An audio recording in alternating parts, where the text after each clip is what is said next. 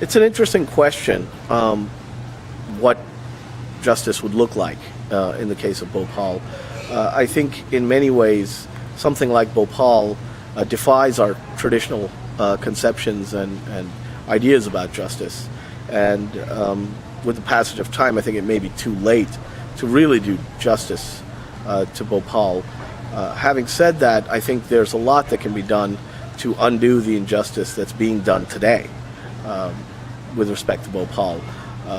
For one thing, Union Carbide needs to acknowledge its liability for the long-term health care of Bhopal disaster survivors, as well as to acknowledge a responsibility to future generations. That would necessarily include accepting some form of criminal responsibility in connection with the case that's against them in the Bhopal District Court.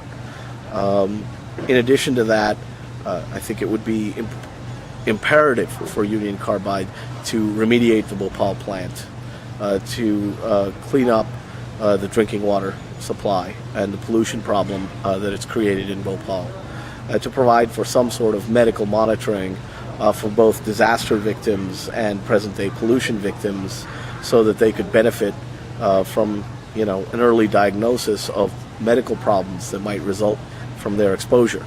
All of these things can and should be done.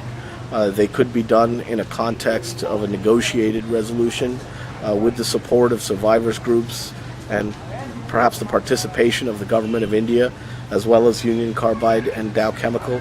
But the first step, which we still haven't reached, is Union Carbide acknowledging that it's responsible for creating the problems in Bhopal.